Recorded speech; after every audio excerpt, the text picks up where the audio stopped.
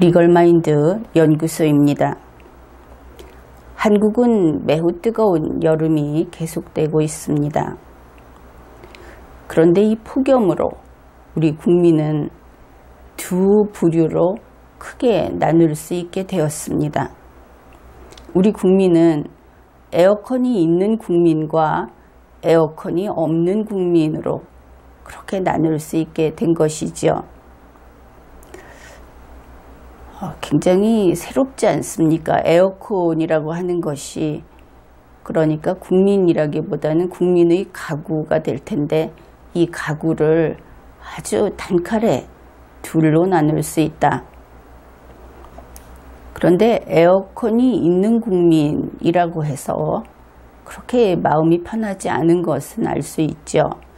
에어컨이 있는 국민이 최근 가장 고민하는 것이 전기요금이기 때문입니다. 전기요금 때문에 정말 아주 그 부담이 크다고 하는 그런 가구들이 제법 많습니다. 그러니 문득 이 구조가 어떤 구조하고 참 닮았다 하는 생각을 하게 됩니다. 그 어떤 구조라고 하는 것이 여러분에게도 있습니까? 그것은 바로 주택에 대한 것입니다.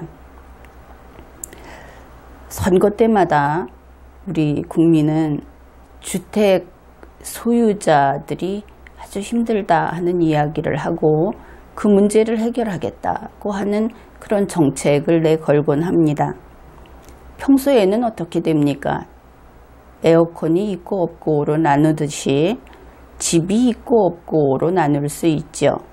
그래서 집이 있는 주택 소유자, 집이 없는 무주택자, 이렇게 국민은 또 집을 기준으로 크게 둘로 나눌 수 있습니다. 그런데 무주택자의 문제는 당연하다고 하고, 주택이 있는 주택 소유자도 이제는 문제가 있다 하는 것이 우리 국민들이 다 알고 있는 그런 부분이죠. 주택 소유자의 문제는 다름 아닌 하우스푸어 문제입니다. 그래서 주택 소유자가 다시 하우스푸어인 국민과 하우스푸어가 아닌 주택 소유자, 이렇게 나뉘게 되는 것이지요. 그러면 에어컨의 경우하고 구조가 같다고 했으니까 이 구조를 한번 맞춰 봅시다. 어떻게 같을까? 에어컨이 있는 국민과 에어컨이 없는 국민으로 나누어 놨는데, 에어컨이 있는 국민 중에는 전기요금이 부담이 되는 국민과 그렇지 않은 국민으로 또다시 이분할 수 있는 것이죠. 어떻습니까? 구조가 꼭 닮았죠. 이제는 다음 이야기를 해봅시다. 하우스푸어라고 하니까 하우스푸어의 어려움을, 집이 있는데 뭐가 어렵느냐, 그런 이야기는 이제는 하지 않죠. 정말 하우스푸어의 어려움을 우리 국민들이 이해하고 있는 겁니다. 그래서 하우스푸어를 위한 정책이 실시되었습니다. 그러면 그 정책은 누구를 위한 것입니까? 하우스푸어를 위한 것이겠죠. 그런데 현실은 어떻습니까? 하우스푸어에게 혜택을 주기 위해서 가령 그 수돗물이 수도관을 타고 나갈 때는 별로 물의 손실을 우리가 걱정을 하지 않죠. 그런데 수풀을 수도관을 타고 나가게 한다고 생각해 봅시다. 아주 먼 거리를 구불구불하게 구석을 찾아다니는 그 파이프를 통해서 수풀을 흘려보낸다. 그러면 우리가 목적으로 삼는 이 하우스푸어에게 도달하는 수프는 그 양이 대폭 줄어 있겠죠. 그에게 처음에 약속하는 것만큼의 수프를 주기 위해서는 중간에 손실분을 다 생각해서 더 많이 보내야 합니다. 결국 하우스푸어 정책이라고 하는 것을 통해서 그 장본인들인 하우스푸어 집단보다는 몇 배의 큰 이익을 다른 집단들이 본다. 이것은 분명한 사실이죠. 그러면 이 구도가 또다시 적용될 수 있는지 생각을 해봅시다. 현재 우리나라는 대단히 덥습니다. 그리고 미세먼지까지 심하죠. 그래서 우리나라 형편에 에어컨이 없는 국민은 그렇지 않아도 사망자도 나오고 또 환자도 많이 발생하고 있습니다. 그래서 이 에어컨이 있는 국민과 에어컨이 없는 국민으로 둘로 나뉘는 이 현실에서 에어컨이 없는 국민 중에 정말 에어컨을 살 수 없는 국민에게 그 에어컨을 공급하는 그런 정책을 실시하면 어떨까?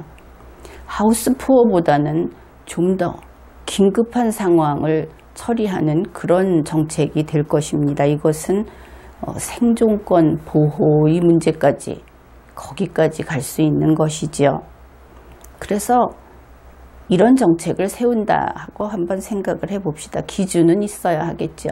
그래서 재산이 5천만 원 이하인 가구에 에어컨을 공급한다.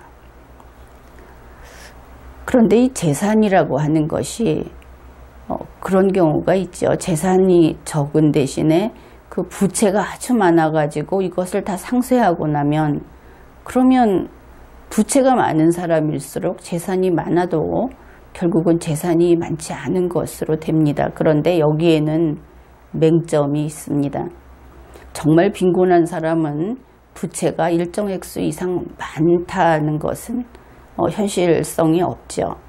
그래서 부채, 다시 말해서 빚, 이것을 정산하지 않고 그냥 가지고 있는 총 재산이 5천만 원 이하인 국민, 이렇게 정하면 공정할 겁니다. 그래서 그런 가구에 에어컨을 공급합시다. 이런 정책을 세웠다고 합시다. 그러면 하우스푸어의 경우하고 구도가 똑같다 그랬으니까 이제 답은 여러분이 알고 있을 겁니다. 이렇게 되면 그 에어컨을 공급받는 그런 가구가 받는 이익, 혜택, 거기에 비해서 그 몇 배나 되는 큰 혜택을 다른 집단들이 보게 될 것이다. 그것을 알 수 있죠. 그런데 이것이 어쩌면 경제학적으로는 남는 장사, 또 바람직한 일이 될 수 있습니다. 그런 것이죠. 만일 이런 식으로 에어컨을 공급한다고 하면은 현재 우리나라는 이 가전부문의 수출이 아주 많이 감소되었습니다. 이것이 우리에게 영향이 크지요. 그런 가전부문의 그 매출을 올릴 수 있습니다. 그 판매액의 수치를 올릴 수 있어서 좋을 것이고, 그리고 이와 관련해서 각 분야에서 한번 그 선을 따라가 보면 세금도 늘어나고, 그리고 경제의 발전까지는 아니고 그 이득이 늘어나고 기업 소득이 창출되고 하는 이런 것들이 아주 그 도미노처럼 그렇게 앞으로 쫙쫙 나가면서 효과가 나타나는 것을 알 수 있을 겁니다. 그런데 그것이 끝에 가서 어떻게 될지는 모르죠.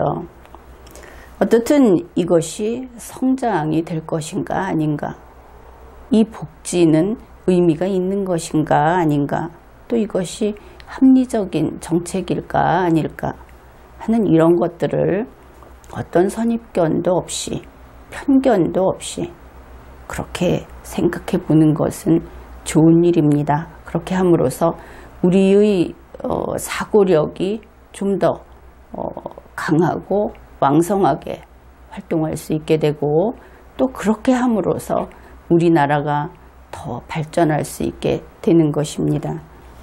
이번 회에는 이런 생각을 해보았습니다.